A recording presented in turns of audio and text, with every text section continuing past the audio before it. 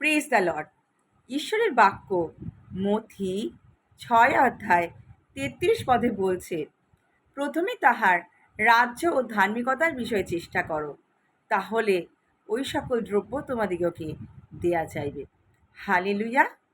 ঈশ্বরের বাক্য বলছে যেন আমরা প্রথমে তার রাজ্য বিস্তারের ব্যাপারে চিন্তা করি।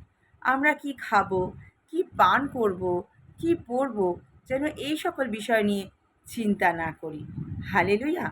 কারণ ঈশ্বরের বাক্য বলছে যদি আমরা তার রাজ্য বিস্তারের বিষয়ে চিন্তা করি, তাহলে পরে এই সকল দ্রব্য আমাদের দেয়া যাবে। কারণ ঈশ্বর জানেন এই সকল জিনিসে আমাদের প্রয়োজন আছে।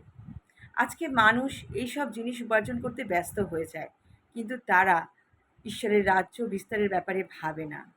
কিন্তু ঈশ্বরের বাক্য বলছে যেন আমরা ঈশ্বরের রাজ্য বিস্তারের দিকে মন দিই। আমরা যেন লোককে সুসমাচার প্রচার করি, কারণ এটা হলো শেষ সময়, প্রভুর আগমন সন্নিকট, আর এটাই আমাদের কাছে এখন লাস্ট সুযোগ। তাই আসুন বন্ধুরা, আমরা অন্য কিছুতে আর মন না দিই, ঈশ্বরের রাজ্য বিস্তারের বিষয়ে চিন্তা করি এবং সমস্ত জগতে আমরা সেই সুসমাচারকে পৌঁছে দিই, সেই ঈশ্বরের বার্তাকে পৌঁছে দিই। হালেলুয়া! তাহলে আমাদের যা দরকার সেই সব কিছু আমরা পেয়ে যাব।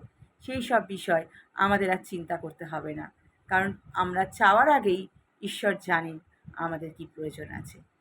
তাই বন্ধুরা, আসুন আজ থেকেই আমরা প্রভুর বাক্যকে শেয়ার করতে শুরু করে দিই। হালেলুয়া! ঈশ্বরের প্রেম আপনাদের সকলের সঙ্গে সঙ্গে থাকুক। আমেন।